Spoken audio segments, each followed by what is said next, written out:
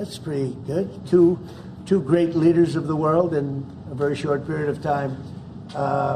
We had a very good talk, and we've straightened out any complexity. It's very complex stuff, and we straightened it out.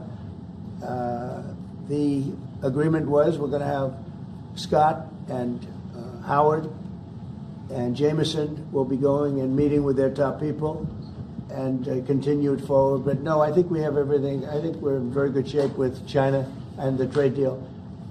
We have a deal with China, as you know, but we were straightening out some of the points, having to do mostly with rare earth, magnets, and some other things. So those reduced trade tariff rates, they remain in effect? Yeah, we have the deal. I mean, we've had a deal. We announced the deal, and we'll be, I guess you could say, I wouldn't even say finalizing it up, Scott. I would say we have a deal, and we're going to just make sure that everybody understands what the deal is. Okay? We had a really good conversation. By the way, he invited me to China, and I invited him here. We've both accepted. So I'll be going there with the First Lady at a certain point, and he'll be coming here, hopefully, with the First Lady of China. Did you talk about the Chinese students? Are you allowing them to come to the U.S.? No, Chinese students are coming. No problem. No problem. Okay, It's our honor to have them, frankly. Look, we want to have foreign students, but we want them to be checked. You know, in the case of Harvard and Columbia and others, all we want to do is see their list. There's no problem with that. This is anybody outside of our country, international students, because when we see some of the people that we've been watching, we say, where do these people come from? How is that possible? No, we want to have foreign students come. We're very honored by it, but we want to see their list. Harvard didn't want to give us the list. They're going to be giving us the list now. I think they're starting to behave, actually, if you want to know the truth. Okay. Mr. President. Yeah, please. On Russia, are you willing to put more pressure on Putin to end the war by imposing new sanctions on Russia and also on China? Well, remember, I'm the one that ended Nord Stream 2, going to a place called Germany, come to think of it. I'm sorry I did that. I don't know. But I ended Nord Stream 2. Nobody else did.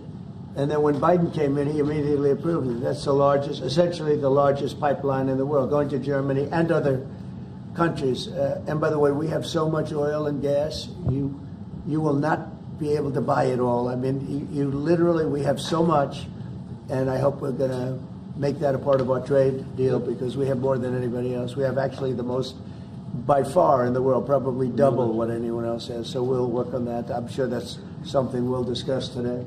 Mr. President, what do you expect from Germany and what do you expect from the Chancellor? Well, first of all, I'm glad to meet because I've been dealing with the Chancellor, and he's a very good man to deal with. He's difficult, I would say. Can I say that? It's a positive. Go ahead. You wouldn't want me to say you're easy, right? No. Yeah, he's a very great representative of Germany. I think all we want is just going to have a good relationship. The rest will just sort of follow very easily. We'll have a good trade deal. I mean, I guess that will be mostly determined by the European Union, but you're a very big part of that, so you'll be involved. But we'll end up hopefully with a trade deal or we'll do something. You know, we'll do the tariffs. I mean, I'm okay with the tariffs, or we make a deal with the trade, and I guess that's what we're discussing now. Mr. President. Back there, please. Go ahead. Mr. President? Okay. Is Germany doing enough on defense, Mr. President?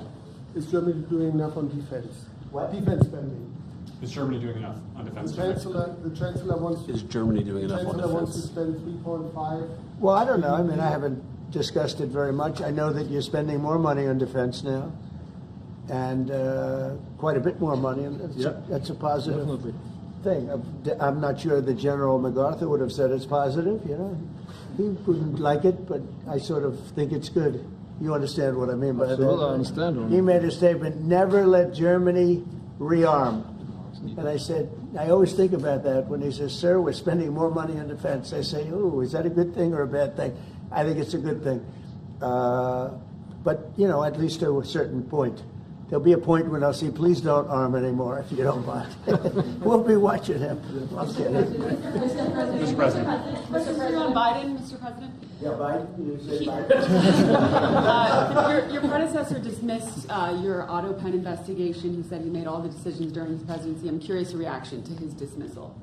Well, look, the autopen, I think, is the big scandal outside of the rigged election of 2020. I think the biggest scandal of the last many years is the autopen and who's using it. I happen to think I know, okay, because I'm here, and I'm not a big autopen person, fortunately. I'm glad. I'm very glad. It's an easy way out, but it's a very bad thing, very dangerous. You know, I sign important documents. Usually when they put documents in front of you, they're important. Even if you're signing ambassadorships, and I consider that important. I think it's inappropriate. You have somebody that's devoting 4 years of their life or more to being an ambassador. I think you really that person deserves to get a real signature, not an autopen signature. And I can tell autopen easily. I can look at it. Like two little pinholes from pulling the paper, right? You always see the pinholes. Yeah. It's real easy to tell about autopen. I think it's very disrespectful to people when they get an autopen signature. Outside, autopen to me are used when thousands of letters come in from young people all over the country and you want to get them back. And, you know, people use autopens for that, to send a little signature at the bottom of a letter. We have thousands of them. We get thousands of letters a week. And it's not possible to, do. I'd like to do it myself, but you can't do it. To me, that's where autopens start and stop. But I'm sure that he didn't know many of the things. Look, he was never for open borders. He was never for transgender for everybody. He was never for men playing in women's sports. I mean, he changed, all of these things that changed so radically. I don't think he had any idea that frankly, I said it during the debate and I say it now, he didn't have much of an idea what was going on. Mr. President. He shouldn't be. Essentially, whoever used the autopen was the president. And that is wrong. It's illegal. It's so bad. And it's so disrespectful to our country. Mr. President. Mr. President, will you leave your troops in Germany? And if I may ask a question to the Chancellor to answer in German for the German audience, how has your first encounter been? The answer is yes. We'll talk about that. But if they'd like to have them there, we have a lot of them, about 45,000. It's a lot of troops. It's a city when you think of it. That's good economic development. They're highly paid troops, and they spend a lot of money in Germany. But the relationship with Germany is very important. Yeah, we'll be doing that. No problem. May I say a few words in German to yes, the German please. public? So, danke für die Frage. Wir sind hier im Weißen Haus und ich bedanke mich beim Präsidenten für den sehr freundlichen Empfang im Oval Office in diesem weltweit bekannten Raum. Ich freue mich sehr, hier zu sein und wir bereiten eine Vertiefung unserer Zusammenarbeit vor. Ich freue mich sehr darüber. Mr. President, you've made Mr. President. You speak English because you speak such good English. Is it as good as your German, would you say? Do you feel it's more not my comfortable? mother tongue. No, it's not my mother tongue, but I try to understand almost everything and to speak as good as I can. Very good. That's, Mr. President, you've made you saw a man who was very happy when he stood behind the Oval desk, and even with the black eye, I said, "Do you want a little makeup? We'll get you a little makeup." But he said, "No, I don't think so," which is interesting and very nice. He wants to be who he is, so you could make that statement too, I guess. Look, Elon and I had a great relationship. I don't know if we're well anymore. I was surprised because you were here. Everybody in this room practically was here as we had a wonderful send-off. He said wonderful things about me. You couldn't have nicer. Said the best things. He's worn the hat. Trump was right about everything. And I am right about the great, big, beautiful bill. We call it a great, big, beautiful bill because that's what it is. And again, biggest tax cuts in history, biggest economic development moves anywhere. We've never done anything like it. Business is spurred. And I don't know if you've seen the numbers, but the numbers came out. Even the CBO, which is run by Democrats, said that we're going to be doing, I'd like you to discuss it, the $2.8 trillion that CBO, this is a group of people that are Democrats. They're very hostile to us. They just came out with phenomenal numbers, what it does. You want to mention that, Scott? Yes, sir. So what we've seen is we keep hearing from the CBO that there's going to be a large deficit from the bill, which we disagree with, but using the CBO scoring, they came out and scored the tariff revenue. We think it'll be the minimum of $2.8 trillion over the 10-year window, which actually puts the bill in surplus if you include the tariff revenue, which they won't do. It gives you a tremendous surplus, but we're not allowed to use that. For some reason, they say scoring. Nobody knows what scoring means. Maybe a couple of people, but nobody. Somebody sits in the background. They say, well, we're not going to allow that. They're not allowing other things that we have that are tremendously profitable for our country. But if you saw the other day, CNBC, they came out with numbers, and the people on the show, very good people, I've watched them for a long time, they couldn't believe the numbers, how good they are. The numbers were incredible, and that was personal income and also very low inflation. We have very low inflation. We're down to 2% now, and maybe even lower than that. And when I took it over, it was a mess. Remember, we had the worst inflation probably in the history of our country. They say 48 years, but let's say I think it's worse than that. So we had the worst inflation in the history of our country under the Biden administration. Now we're down to a beautiful number, 2%. You'd actually like to keep it there. Better than zero is 2%. It's going down maybe to 1, and 1% is like perfect.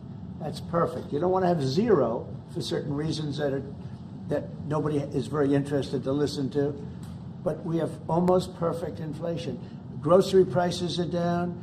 Everything. Remember eggs? Eggs. We weren't going to buy another egg for the next 20 years. They were so expensive, right? Remember? You guys all hit me about eggs. Eggs have come down 400%. Everybody has eggs now. They're having eggs for breakfast again. But if you look at gasoline, very important. I think always the most important because it's the energy is the biggest factor. That's what happened. He screwed up our energy policy, and everything went up because energy went up. But now energy is way down, and they have states where you're at $1.98 a gallon for gasoline. So the costs have come way down, and one of the things I ran on was that. I ran on the border. We have the best border in the history of our country, 99.99%. It was last week, 3 people came in, 2 of them for medical reasons. We let them in because one of them had a heart attack. I think that was a nice thing to do, and one of them had something else.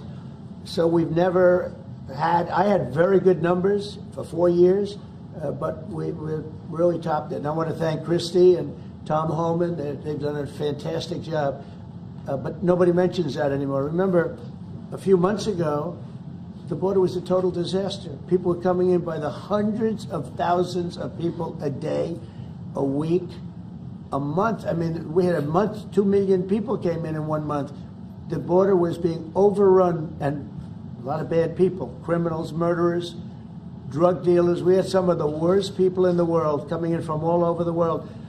It's totally closed. And you know what? People are coming into our country, but they're coming in legally. So we've done a great job.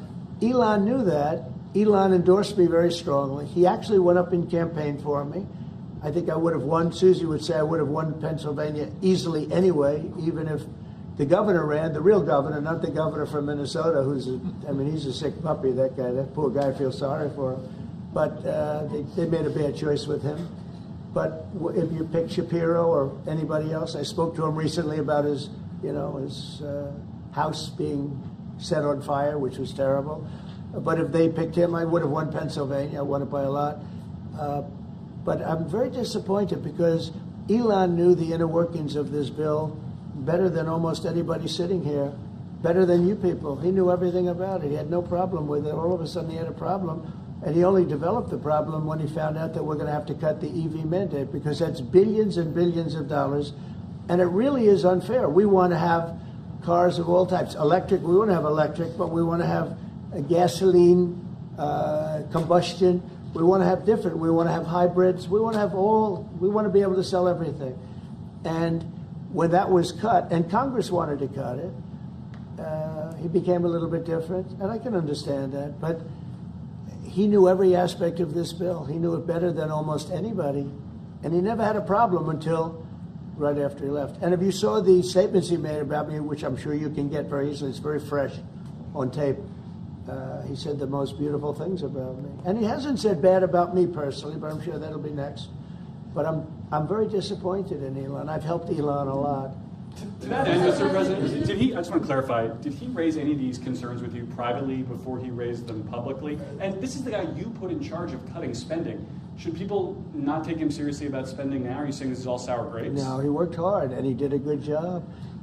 And I'll be honest, I think he misses the place.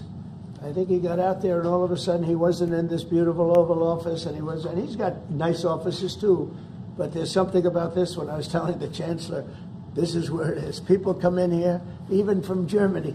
They come in and they walk into the Oval Office, and it's just a special place. It's, World War I, it started and it ended here, and World War II, and so many other things. Everything big comes right from this beautiful space. It's now much more beautiful than it was 6 months ago. A lot of good things are happening in this room. And I'll tell you, he's not the first. People leave my administration and they love us. And then at some point they miss it so badly. And some of them embrace it and some of them actually become hostile. I don't know what it is. It's sort of Trump derangement syndrome, I guess they call it. But we have it with others too. They leave and they wake up in the morning and the glamour's gone, the whole world is different, and they become hostile. I don't know what it is. Someday you'll write a book about it and you'll let us know. Yeah. Mr. President, speaking of ending wars in this room, you were very critical of Vladimir Putin a couple of days ago. What kind of play is he playing from your perspective? Well, look, he got hit. He's been doing hitting, so I understand it. But he got hit hard, and I don't think he's playing games. I think I've always said he wanted the whole thing. I thought he wanted the entire everything having to do with Ukraine. That's something that would have never happened if I were president. The election was rigged. I didn't get to be president, but I got to be president now. And I think it's a much more important presidency. Other than a couple of things like that, the war would have never happened. The war with Ukraine, with Putin, would have never happened, ever, not even a chance. And it didn't happen for 4 years. And it wasn't thought of. I used to talk to him about Ukraine a lot. It was the apple of his eye, but he would have never done what he did. And I think mistakes were made by him, but I think mistakes were made by other people. The president should have never allowed that war. Biden should have never allowed that war to happen. If you had the right guy in here, that war would have never happened. Israel would have never happened with Hamas. That would have never happened. The attack on Israel would have never happened because Iran was broke. They had no money. They had no money to give to Hamas or Hezbollah or anybody else. And all of that would have never happened. Inflation wouldn't have happened. It was caused mostly by energy. And the Biden administration messed up my great energy policy. We were down into the 190 a gallon, and it would have never happened. It was caused by energy and their bad spending on the Green New Scam and other things that they spent on. But all of those things would have never happened. But maybe most importantly, the war, Chancellor, with Russia would never have happened with Ukraine. It was something that would have, I dealt with Putin a lot. There was no chance, zero. And a lot of people say, how do you know? For 4 years it didn't happen. There was never a chance of it happening. And he understood the consequences. Now, it's a shame. And when you see all of those people, they came out with a report today that millions of people have died, much more than people thought. And I've been saying that for a long time. The amount of death in that war is far greater than the news has been reporting, or than, frankly, that either side has been reporting. It's a very sad thing. And I can tell you, just speaking for the Chancellor, because we speak about it, he feels the same way. He wants to see it ended. Would you like to say something? Absolutely. And I'm here, Mr. President, to talk with you later on how we could contribute to that goal. And we all are looking for measures and for instruments to bring this terrible war to an end. And may I remind you that we are having June 6th tomorrow. This is D-Day anniversary, when the Americans once ended a war in Europe. And I think this is in your hand in specific, in ours. That was not a pleasant day for you? No, that was not a pleasant. This was not a great in the day. long run, Mr. President, this was the liberation of my country from Nazi dictatorship. That's true. That's true. And we know what we owe you. But this is the reason why I'm saying that America is again in a very strong position to do something on this war and ending this war. So let's talk about what we can do jointly, and we are ready to do what we can. And you know that we gave support to Ukraine, and that we are looking for more pressure on Russia. The European Union did, and we should talk about that. We will talk about it. And, Yeah. you know, it's good timing. The numbers for our country are through the roof, the economic numbers, because of the election and because of tariffs and other things, a lot of things.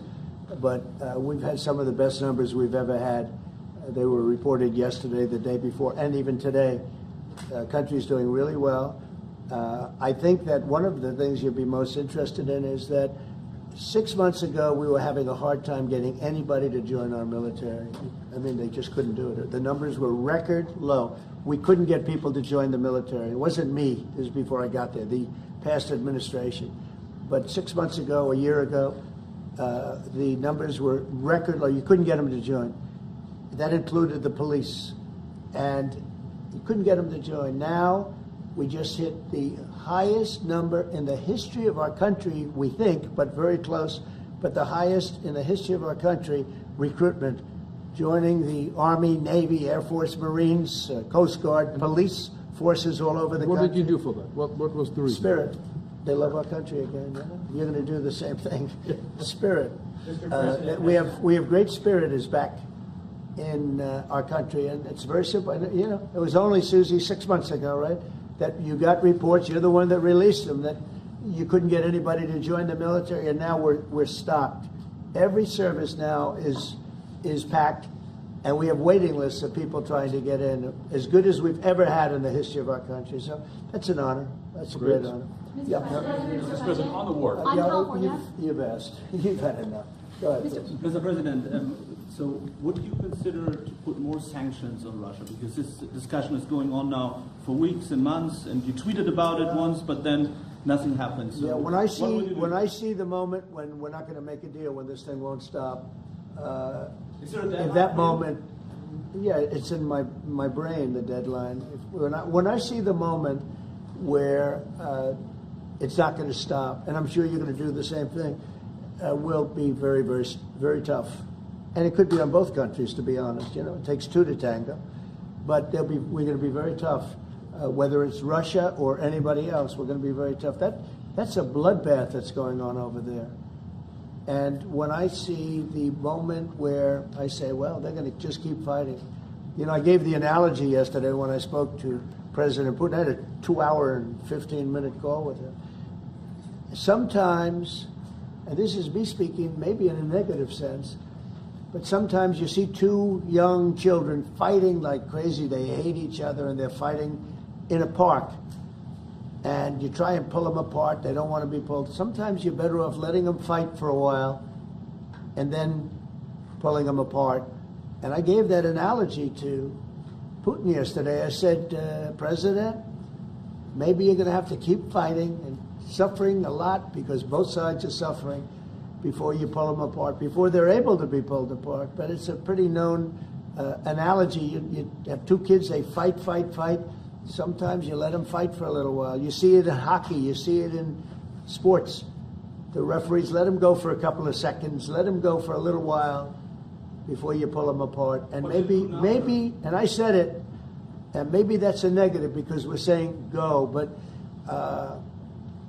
a lot of bad blood. There's some bad blood between the two. I have to deal with it, and the Chancellor has to deal with it. It's incredible. The level of, there's a great hatred between those two men, but between the warring parties. Great hatred. Mr. President, you say and believe apparently that there is no immediate peace.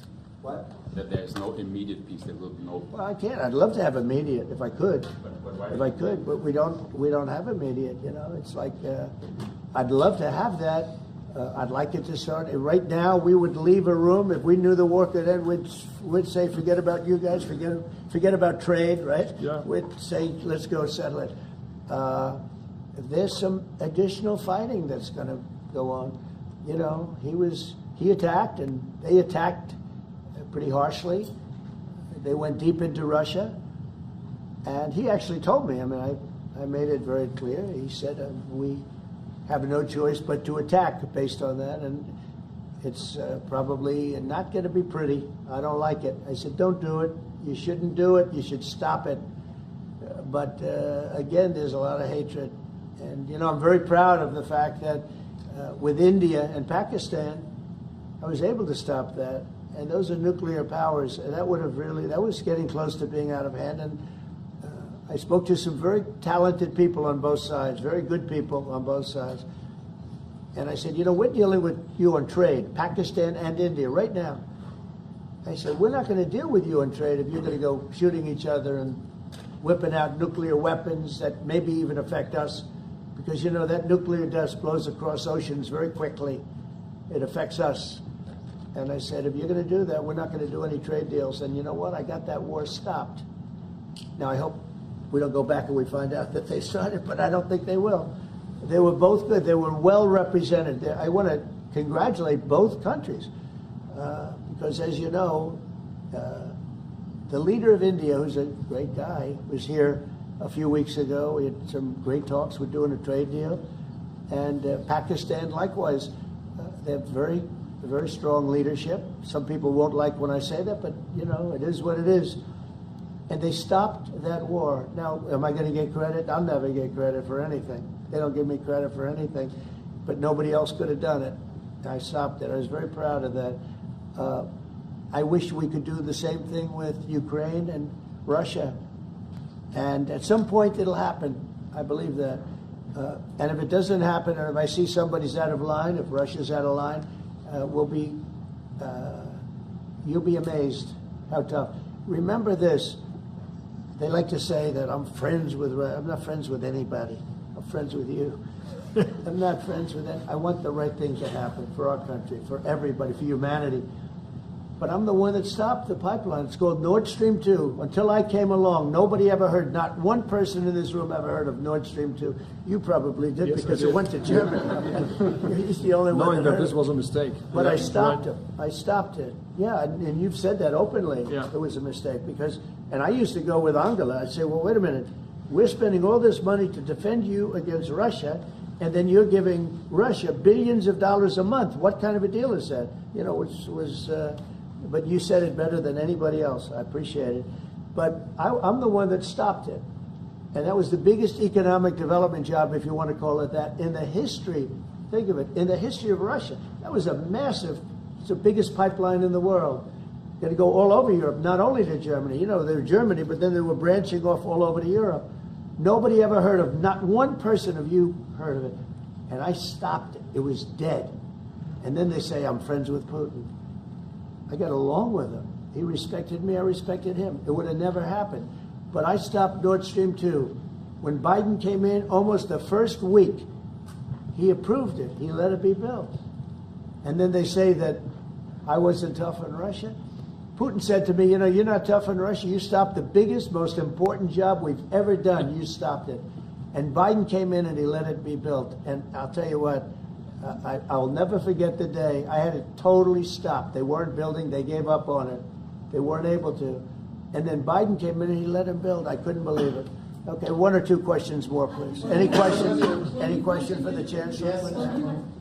Go ahead, for the Chancellor. That would be one. I like his answers much better. Well, would you continue to support Ukraine? Yeah, I'm with Ukraine. We just signed a big deal on rare earth with Ukraine, and I want to. You know what? I'm for stopping killing. Really, that's what I'm for. Again, a war that would have never started, should have never started. I want to see the killing stop. We spent $350 billion, much more than Europe, but Europe spent a lot also. And they spent way over $100 billion. Yeah. So you're talking about close to $500 billion went into that whole thing. And it's not even the money, and I know with you too, it's a lot of money, but it's the death that's being caused. We went to the Middle East. I went last week to the Middle East. We took in $5.1 trillion. That's many, many times. That's 30, 40 times, 50 times more than what we're talking about. It's think of that, $5.1 trillion of investment with one trip that lasted 4 days. So it's not the money. It's a little bit of money, but not the money, the big thing. The big thing is the death. The death of, and really the decimation. You've lost a whole culture. You know, Ukraine had the most beautiful turrets. They call them turrets, little towers, beautiful towers, the most beautiful in the world. They're all now laying on their side, blown to smithereens. It'll never happen again. They've taken away the culture of a country. They've taken away the heritage of a country. It's a terrible thing. But most importantly, again, is the death. 5,000 plus people a week, soldiers, are being killed. He doesn't want that, and I don't want that. And one more. Yeah, please. Thank you. Mr. President, do you support the Graham bill on putting high tariffs on China? I haven't looked at it, but they'll be guided by me. That's the way it's supposed to be. They're going to be guided by me. No, I haven't looked at it. It's a bill on sanctions, etc. I'm a very quick study. At the right time, I'll do what I want to do. But it could very well be okay. I'll have to see. But they're waiting for me to decide on what to do, and I'll know maybe very soon. It's a harsh bill. Yeah, very harsh. How about one on the auto pen, Mr. President? We'll take one more on the auto pen. Yeah, I would like to have a question to the Chancellor as well, because do you agree with the analogy the President made on the war between Russia and Ukraine as being a fight between two kids? Is that how you view that as well? And what do you actually want the U.S. President to do in this? Well, I think we both agree on this war and how terrible this war is going on. And we are both looking for ways to stop it very soon. And I told the President before we came in that he is the key person in the world who can really do that now by putting pressure on Russia. And we will have this debate later on again, how we can proceed jointly between the Europeans and the Americans. And I think we are having the duty to do something on that now to stop it after 3.5 years, which is really terrible. Look at the kids, the kids which were kidnapped from Ukraine to Russia. This is all terrible. And so we are talking about instruments, measures, what we can do, and my personal view is clear on that. We are on the side of Ukraine, and we are trying to get them stronger and stronger just to make Putin stop this war. And this is our approach. We get satellite pictures of the warfield, yeah, and you don't even like to look at them, right? It's terrible. So it's really bodies, terrible. arms, heads, legs all over the place. You've never seen anything like it. It's so ridiculous. And this is only by Russian weapons against Ukraine. This had never happened with Ukraine weapons against Russia. Never. Ukraine is only targeting military targets, not civilians, not private, not energy infrastructure. So this is the difference, and that's the reason why we are trying to do more on Russia, how to stop this war. Well, in this case, I'm talking about the battlefield, the soldiers on soldiers. But you could also say that, too, with the cities. Yep. The cities are being hit also. So it's a terrible, terrible thing. Right. Somebody said autopen. Did I hear the word autopen? Yeah, I was just curious. Because I think it's the biggest scandal maybe in the last 100 years in this country. So when I hear that word, I think it has to be discussed, because the fake news will try and hide it, and we can't do that. Well, that's what I'm asking. Have you uncovered any evidence that anything specific was signed without President Biden's knowledge or by other people in the administration acting illegally? Well, I don't think Biden would know whether or not he signed it. I'm asking if you've uncovered any of that information. No, but I've uncovered, the human mind. I was in a debate with the human mind, and I didn't think he knew what the hell he was doing. So, it's just one of those things, one of those problems. We can't ever allow that to happen to our country. The danger our country was in, and I know some of the people that worked with him, radical left, horrible people. And I could give you the name of some of the people that used the autopen, because I'm here, and I ask questions about people that were here also. There are a lot of people that were here when that happened, and they're here right now, and they'll answer your question very accurately. But I know some of the people that used that autopen, and those are not the people that had the same ideology as Joe Biden. These were radical left lunatics that used that, and they didn't get elected. He didn't get elected either, actually. Thank you very much, everybody. Thank you guys. Thank you guys. Thanks, guys. Thank you very much. Thanks, Thanks, everybody.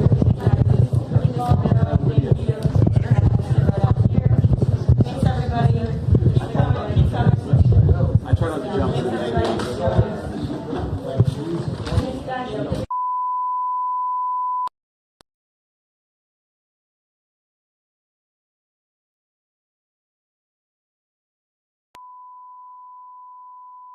This is the primary audio circuit for the Reuters live service.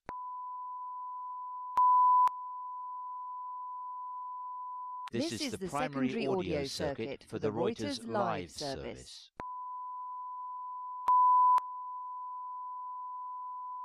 This is the primary audio circuit for the Reuters live service.